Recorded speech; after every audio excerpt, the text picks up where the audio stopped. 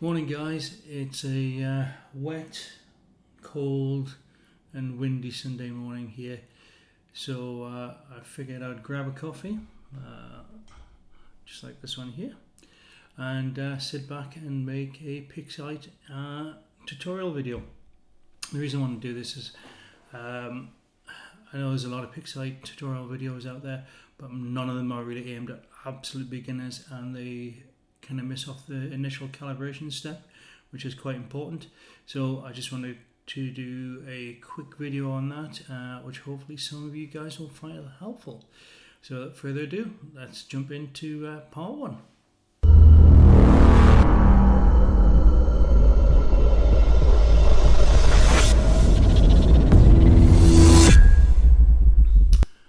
Right guys, part one is going to be fairly straightforward. So in the description below is a Google Drive link to the tutorial folder. So all I need you guys to do is to extract that to wherever you feel appropriate, your downloads folder or wherever. So when you've done that, we should have a folder called Pixinsight tutorial. That should have a folder called darks, bias, flats, lights and process icons in there. So if you want to pause the video and go and extract that, and then we'll move on to step two. Okay guys, so I'm assuming that you've extracted all the files. So the first thing we want to do is set up the environment. So if you open up Pixinsight, and I'll just pause for a second there whilst you do that. Once you've got Pixinsight opened up, if you right click on anywhere on the desktop, select process icons and then load process icons. And then what we're going to do is, if we browse to the Pixinsight tutorial folder that you've just extracted, and we'll open the process icons folder and then open the process icons file. If your desktop looks like nothing is loaded, you might want to just scroll along and you'll see the tools. You don't have to use these tools. These are just kind of my quick shortcuts that I'll be using throughout the video. Feel free to use them or not. I just thought I'd add them as they should be helpful. Okay, right, now that we've got the process icons open, let's move on to step three, which is the calibration. Right guys, let's have a look at the calibration side of things then. So if you go to script at the top, you want to go to batch processing, and then we're interested in this bottom one here, weighted batch pre-processing. Now, sometimes on my machine this, for some unknown reason, can take a while to load. I'm not sure why it does, but there you go, it's a little bit quicker today. Okay, so this is the main calibration tool that we're going to be starting off with. At the top you'll see it's got tabs for bias, darks, lights and flats, and down the bottom here you'll see that you also have corresponding buttons. Now, Pixinsight's pretty clever figuring out what your files are, but sometimes depending on your camera setup, it doesn't write the FITS header properly. So I would say be very careful in this stage to make sure that you add in the right files. So we're just going to start with the bias files. Make sure you hit the plus on the bias at the bottom. And then if you browse to the Pixinsight tutorial folder that you extracted, and then go into BIOS, and then select all of those with Control A, I think Command A on Macs, and then open. And then you should see all of those BIOS files appear in the list. So rather boringly watching me open up all of these different types of files, what I would like you to do now is just quickly go through each of the tabs. Darks, add the darks in with the dark button. Flats, add the flats in with the flats button, and light, finally the lights with the lights button. And then once you've done that, we'll come back and we'll start looking at the calibration. Right guys, hopefully you've got all your files into the the calibration tool here. Obviously we've got the bias files there. Hopefully we've got all those in the darks, the flats and the lights. Just as a kind of a precursor to doing this, bias files you should normally expect to take about 100, darks about 20, flats 20 to 30, and lights as many as you can possibly have. In terms of the settings, okay, you generally won't muck around with the settings on the darks, flats and the bias. The lights, the only setting I would look at possibly is the image integration parameters down the bottom. I'll go into that in a second. You want to have calibration exposure to be set around about 2, I guess. Excuse me. And all the rest ticked here. Now, in the image integration, you can change these settings, fine-tune them, particularly the sigma low and the sigma high. To be honest, I find that Pixinsight does a pretty darn good job by default. So I just leave those usually. I used to faff on with the sigma settings, but really depends on your data if you want to do that. But for this tutorial, I recommend just leaving those well alone. Now, the other parameter you've got to watch out for, we need to set an output directory. This is where it's going to dump all your calibrated data. So what I'd recommend you do is create a temporary working folder, call it Pixinsight temp, call it Pixinsight whatever, or just call it temporary folder or working folder, and select that. In this case, I've created one called Pixinsight temp. I'm going to select that folder, and that's where all the calibrated files will be placed, and we know exactly where to find them for the tutorial. Onto the calibration itself, what you're looking for here is, does everything look okay? Have we got all the boxes populated? And in these boxes, have we got any red X's? If there's a red X, you've got a problem. What you're looking for here is that they're all just green ticks. Now, the only thing you've got to be careful of here, because we're using one-shot color images, down at the bottom you need to select the lights. 2 settings you need to select is make sure you tick CFA images. That's because we're using a color sensor, one-shot color. That must be ticked. Now, the other one that I found has kind of caused issues for me in the past is on the mosaic pattern. That's kind of the filter on the front of your sensor. It's only set to auto, but I tend to find that quite often mucks up the calibration.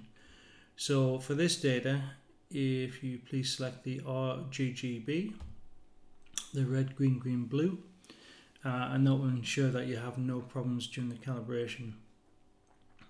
And at that point, there's not a lot else to set, except for to hit the run button. So I'll hit the run.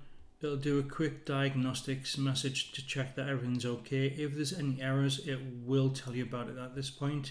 So we're looking for basically no errors there. And then we just hit the continue button. Now, that's going to take quite a while to run through, 30 minutes, 40 minutes. So at this point, we'll pause the video and we'll come back to that when it's completed. Right guys, I've come back and hopefully everything should have succeeded with the basic calibration. Everything should have a green tick and say success, and you can see that there's one image that's been auto cropped. Okay, just click done on that and then done on the smart report, and then we can close this window down. Yep, it says large catch is detected. If you get that, just say yes to that. Right, depends on how you've got Pixinsight set up. It will automatically either load the images for you, or you have to do it manually. In my case, I do it manually. So I'm going to go to File, Open. And if you recall, I made a folder called Pixinsight Temp. And in there, I expect to see all the data that's been outputted. The bit that we're interested in is the master folder, and in there I'm just going to expand that out, and I can see that's kind of the auto crop folder there. So that's the file that's been cropped, the kind of final file. You can see it's been done in various different stages, but that's the one we're interested in.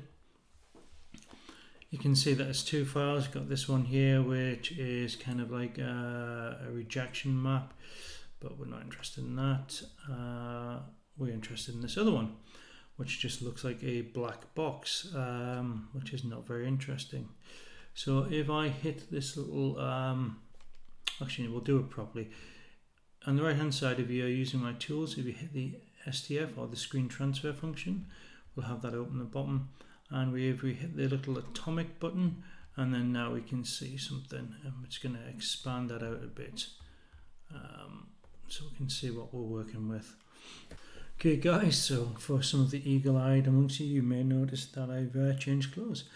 Yep, unfortunately my kids were noisy all day, so I had to give up recording and leave it until their bedtime. So it's now from Sunday morning to 10 PM or 10:30 PM on Sunday night.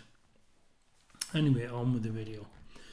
You might see that we've got this horrible hot yellow mess here when you've done the screen transfer. But that's just because the colours aren't calibrated and they're not in sync with each other very well. So what we can do is we can unlink the channels, and by clicking on this little chain icon and then clicking on the atomic icon again, and you can see we get a much better representation. So the first thing we need to do on this part of the video is we need to correct for any gradients. There's a little bit of darkening in the corners. I recommend using the gradient correction tool that's free within Pixinsight, which is this icon here, which I've added. You can also find it under processes as well. So let's just open that. I tend to go with the defaults on this, and then just drag that across. Now this is a fairly quick tool, only takes a few seconds to run. So we should see when it's finished that it's corrected a few of the gradients in the corners where it's slightly darker. Okay, that's complete. So cycle backwards and forwards, you might just see a difference in the corners where it's kind of leveled out the intensity of the image. Next up is the color calibration using the spectrophotometric color calibration tool. To do this tool properly, you need to do Alt-N, press that, and you should notice your cursor changes. That allows you to draw a little preview box, and if we draw that on the background, and then from the preview, if we select that preview window, you may notice the name's really long here, so we might need to change the name to make it more meaningful in the next step. So we'll let the color calibration run. That doesn't take long at all. And what we're looking for here is that all these dots are pretty much on this line here. If they're way off either side, it means you've got issues. Okay, so we can see here that we've got a black image. That's fine. We just hit the atomic button again, and we can actually link the channels, and you can see it's brought out a lot more of that red. Now what we probably want to do here is right click on the side tab there, go to identify, and let's just call this RGB, and then we can get rid of the preview. Now is probably a good time to save this. Just save as, and let's just call this, put this in the root of the folder extracted, and just call this RGB, and just click OK on that. Okay, the next part that we need to do is called deconvolution. Now, Pixinsight does have its own deconvolution tool under processes, all processes, and then D for deconvolution. But unfortunately, that is quite a complex tool. This is where I can only put my hand on my heart and recommend 3 tools going forward. That's the blur exterminator, the noise exterminator, and star exterminator tools. These are paid tools, but I do recommend them because they do make your life a lot easier, and we will be using this during the tutorial. So if you want to use the free tool, you can use the deconvolution tool, but unfortunately it's quite complex, and that is like a whole separate tutorial on its own. For this, I'm going to use blur exterminator. I'm going to go with 20% on the stars and 90% on the background. The reason for that, I've lowered that down, is because if we do it more than 20%, I find it looks a little bit artificial and false. So we'll just let that run. Just again, drag that onto the image. Now, when this runs, when this finishes, it might not look so obvious, especially not on YouTube, but it does help to bring out some extra detail. In case you're wondering what deconvolution means, or what it does, is it essentially tries to counteract the effects of sitting in the atmosphere, where you've got that turbulent air, which kind of blurs your image. This kind of tries to counteract that and bring some of that detail back. Okay, so that's about 60% nearly. Yeah, we might as well just wait for another 10-20 seconds, because no point pausing the video for that. And whilst that's running, yep, nearly there. I was going to say whilst that's running, close the tool, but we can't do that while it's running. Okay, that's the image.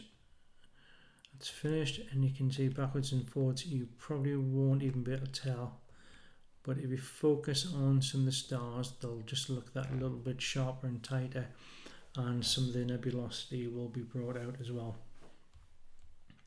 Next up is noise exterminator. Again, there are other tools in Pixinsight that you can use,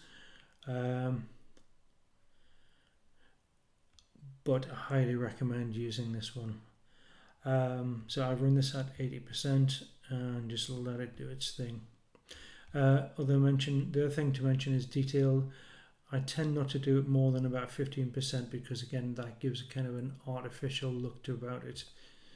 If you do it too aggressively, it can look quite blotchy in the background.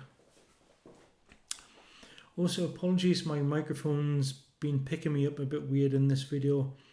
There's a few times when I've said Pixinsight that it's come out as Pixsight. When I played the video back, I'm not quite sure what that's all about. Anyway, let's have a quick look at the noise reduction.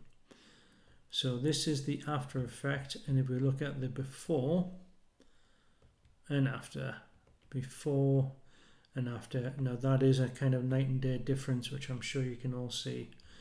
And then when we zoom out, the background looks nice and smooth. It doesn't look blotchy at all. Right, I'm going to save this again. You might want to do the same. Let's just call this RGB_NR, and then we know we're up to the noise reduction point. You can save these individually like this, or you can create a project which saves all these steps. I just like doing it this way. It's kind of down to your own personal preference. Okay, now we're going to go non-linear, which means basically stretch the image. So if we take the auto stretch off, it still looks black. There's a couple of tools you can use for that. A lot of people will just use the histogram transform, but that you actually clip a lot of the detail. It's great as a beginner, but I would recommend from the outset trying to use GHS, which is the general hyperbolic stretch, or their generalized hyperbolic stretch. A lot of people are put off by this because it looks very complex, but it's generally not. So make sure you've got the tick box enabled, real-time preview, and basically all we're going to do is start by clicking on the stretch factor, dragging that over just a little bit, just until the faint detail starts to show, and then hit the OK there, or the blue square to apply, hit reset. And the secret with this tool is literally to do little bit at a time. Okay, so let's bring that up here again. Okay, don't worry about the background looking a bit washed out. That will be sorted out in a few moments. Okay, now we're starting to bring some detail out. You can see a lot on the edges and a lot on the core. But this fainter detail, what we need to do is click on it, hit the send to SP, and then we can stretch that even more, bring that detail out. But what you don't want to do is bring out so much that you're blowing the core out. It's kind of little iterations, and what we can use to stop the core being blown out is the local intensity. So we can maybe dial that back a bit, and then kind of start and bring some of the detail out a little bit at a time. Okay, so obviously we can see, let's reset the tool. Our background is quite bright, so this is where we flick over to linear, and then with linear we select a point on the background, send to BP, which is the black point, and then just dial this back because it will take an aggressive initial stab. Don't make the background too dark so it looks false. Just give that a nice stretch. And then this is about just doing iterations. So obviously we're back to the generalized hyperbolic. Again, just one or two stretches. You can play around with the local intensity to dial that down. Just dial it back a bit if it looks like it's blowing out a bit.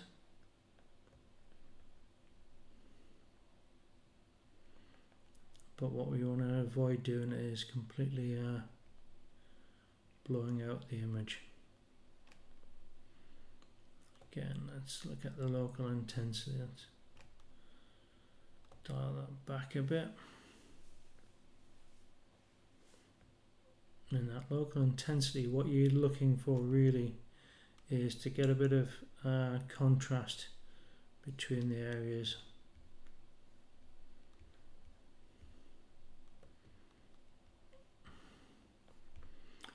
Okay, and we'll maybe just give it one more little linear. We don't want the background too dark, just enough to give it a bit of a stretch. Okay, that's looking pretty good there. Now we might want to target these little faint areas by clicking on that, send to SP, and then we kind of might want to boost these little areas just a little bit, not too much, because we don't want to blow out this core detail.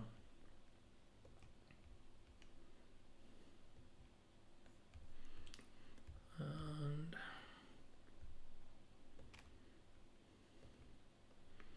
this is kind of just trial and error really. You just have to play around with it a bit till you get the way you like the look of it. Okay, I think that'll about do it. Okay. At this point, I would tend to save this as one more time. I'm going to call that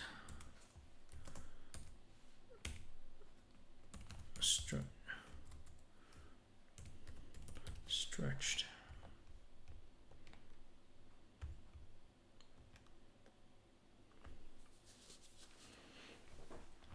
Okay, next step is this HD MRT multi-scale, and we're going to drag that over, and that's just going to bring out a little bit of extra detail in the core.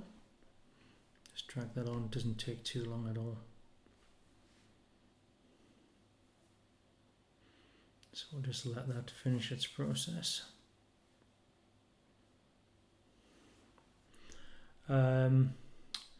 Next we'll just do SCNR to bring out any detail. I tend to do this at about 80% because you don't want to remove all the green because it's RGB after all. I want to leave some element of that in there. Okay, that just removes the excessive green noise.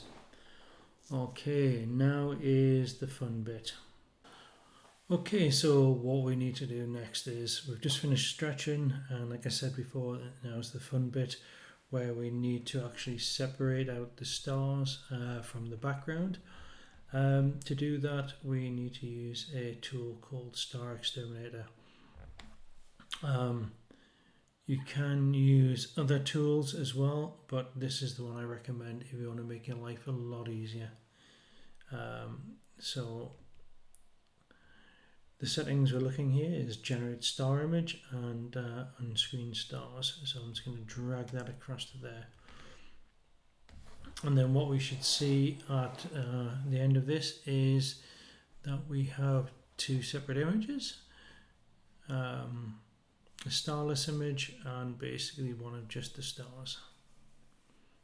So we'll come back when that's finished. Okay guys, right, that's finished. You can see we have two different images, stars and obviously the starless image. So we can just minimize the stars for now because what we're really interested in is this starless image. Okay, so we're at this point here where now we want to work on the colors of this image. We've got rid of the stars. You can fine tune it a bit more with GHS if you want to, but right now I just want to bring out a bit more detail in the core with the HDMR multi-scale tool. So I'm just going to drag that across, and that should hopefully bring out a bit more detail in the core.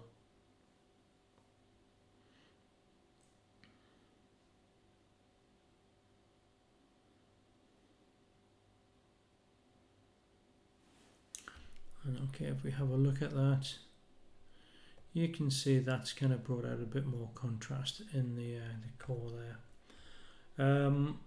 We're going to get rid of the greens, drop that down to about 80%, thereabouts. I never like to do that at full strength because there always has to be a little bit element of green in your image because it's an RGB sensor, so there's two greens, one red and one blue. Now the next tool is probably one of the most important for the final image. At the minute everything looks very red and looks pretty boring. But what we're going to do is change the color palette, and to do that we are going to use the Narrowband normalization tool, and we're going to do the real-time preview. So the first thing we want to do is boost the O3, which is the blue element, up to about 1.5. You can see a little bit more blue there.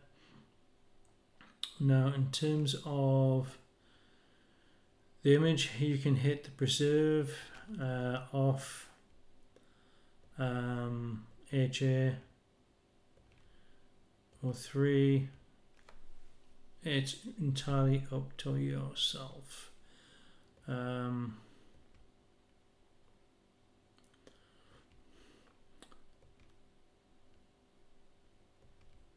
I think we'll go for the HA and this particular image. We'll give it a try. The reason for that is if we look at off, it's not much difference. Preserve is more contrasty, H8 blows out a bit. No, I tell you what, we're going to go with preserve, and then we're just going to apply that. Get rid of the preview, and we're going to just apply that. Okay, as you can see, that's remapped it instantly, and I've just inadvertently made the view nice and small, which we didn't want to do. And you can see there now that there's hints of blues coming through. Now, to really bring that colour out, how do we do that? Well, the first thing we want to do is we pretty much want to make a range mask. Hit the preview, and you can see it's all white. And then what we're going to do is we want ideally line this up to be this exact same size as our image. Let's close the STF tool, and let's kind of try and drag this to be the same size.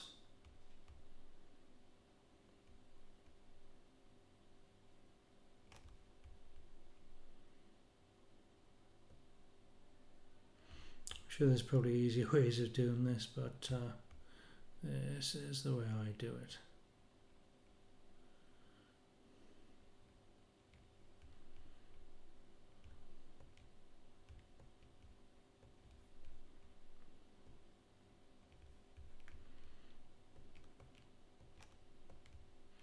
Alright, and if we click on here,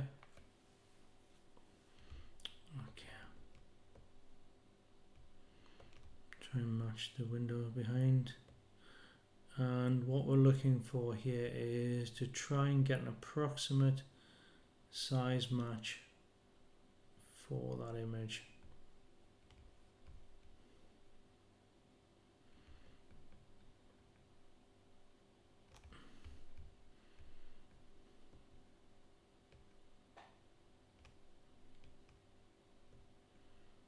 Right, so I think that's going to be a good approximate match on that image in the background.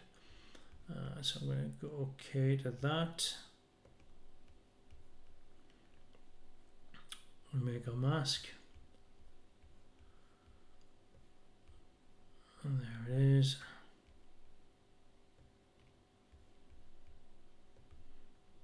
And then that's going to be, if it was the same size, it would be an approximate of that. What we want to do here is we want to blur that mask, maybe it's 2 times, and that just helps with some of the protecting, obviously, the core here. Now mask, we're going to select the main image, and we're going to select the mask, and then we want range mask. And if we do Control K, we can see that turned on and off.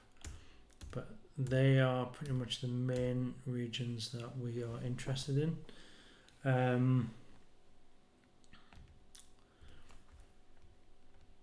One of the things I do want to do here is next is with that mask on, we can go to curves and excuse me. And then we can maybe just drop, do the track and the preview, and try and drop some of that, boost the matte color, sorry. Okay, that's looking nice. And we're only impacting, obviously, the what's inside there. Now we might want to boost some of the blues in the middle there, so we kind of want to select that region, which is kind of this region here. So we'll put a marker there and a marker there, and you can see that doing that S really brings out some of that colour. Again, you don't want to boost it too much so it looks too artificial.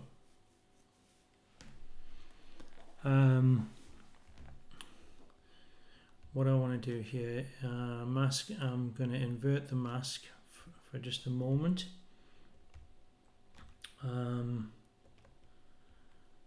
Probably gonna bring down some saturation on the background.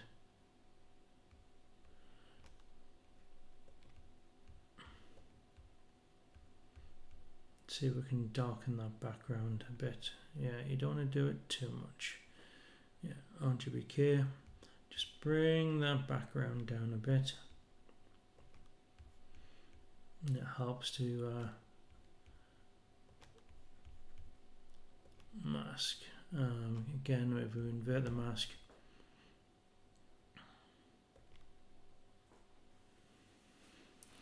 so what we want to do here next is we're going to do a yellow mask.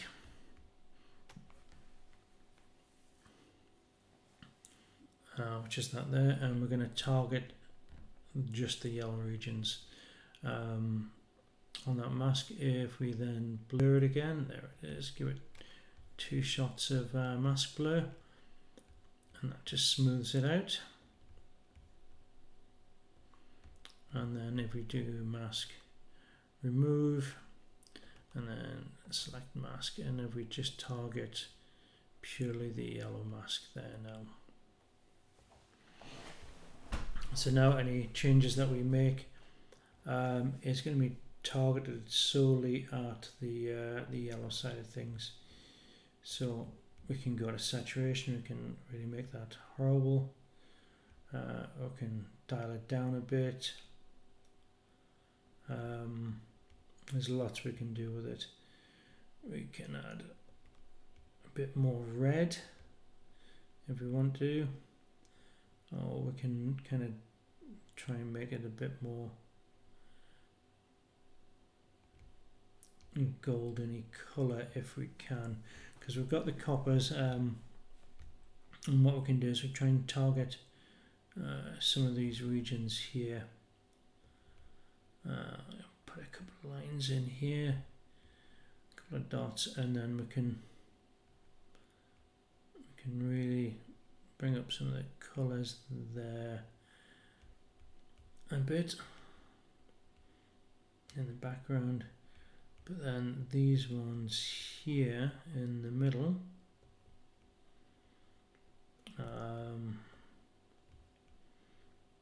you might want to kind of bring those down a bit, or you can take them up if you really want. It's entirely up to yourself. Can add a bit more blue in there, but then it kind of changes the colour. No, I don't like those. And this is all about just personal taste, really. You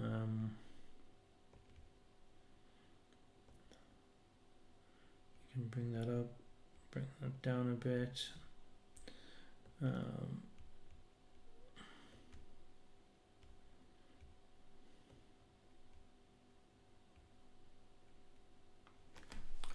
To be honest, I think we're going to leave that like that because we don't want to kind of overdo it. But then what we might want to do is bring up some of the brightness in this region to give it a bit more luminosity and a bit more, bring that up a bit, yeah.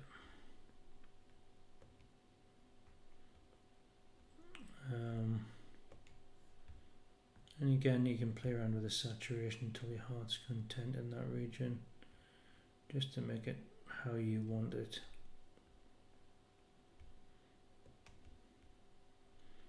And when you're done, I can remove the masks. Remove mask.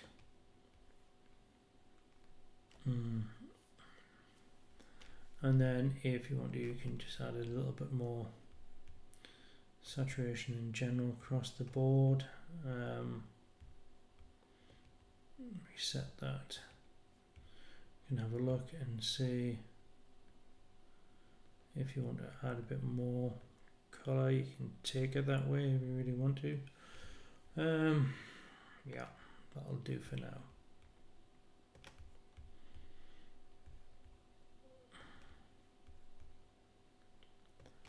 Okay, played around with curves. Next, we're going to add a little bit of contrast into the image here.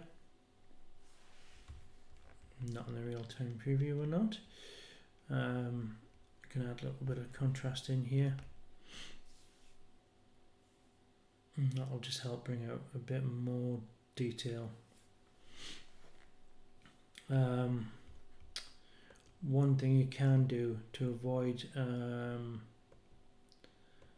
bringing out any extra detail in the background, which we don't want, we can put the range mask back on. Let's have a quick look. Yep, that's protecting the background and just only applying to the core. So if we apply that.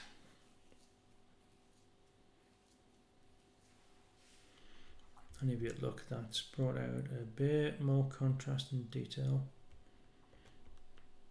Okay, and if we remove the mask. So we're looking pretty good there. If you wanted to, you could give it another tweak with GHS. But this is just a quick tutorial. So the next thing that we want to do is we have the stars image. You can, if you want, you could kind of select this and boost some of the colors in here. Give it a slight saturation tweak for any of the oranges or the blues.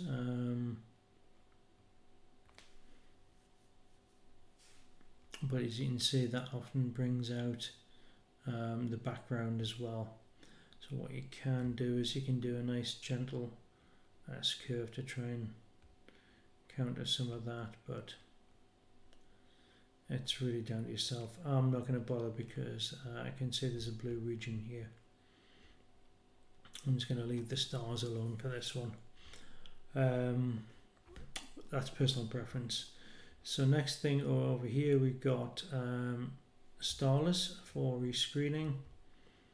And we've got, so what we need to do is drag that onto there. And then close the main one behind it. Just say yes to that. And then we want to do stars for rescreening, and that'll do a similar thing. Close that, so we should have a stars one and a starless one. And then basically just select the starless, and then this final rescreen, drag that across. And here we have kind of the final image. This is kind of just a quick and kind of very quick and dirty tutorial. I often will spend a good 40 minutes to an hour just getting that color balance right on that.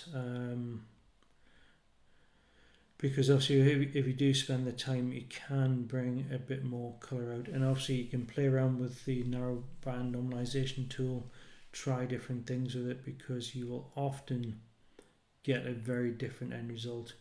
What I often like to do is I'll clone 2 or 3 copies of the image before I apply the narrowband normalization. Right after we've done kind of the HDMRT, clone that a couple of times, and then you can play around with different options. But that was just kind of from complete beginners, calibration, right the way through to the final image, all the steps. Hopefully you found that useful. If you did, if you could give it a thumbs up, I would appreciate that. That will help the channel. If you've enjoyed the video, found it interesting, then feel free to subscribe. And hopefully I shall be putting out a lot more videos very soon. Okay, thank you very much for watching. Hopefully I'll see you guys real soon. Bye bye now.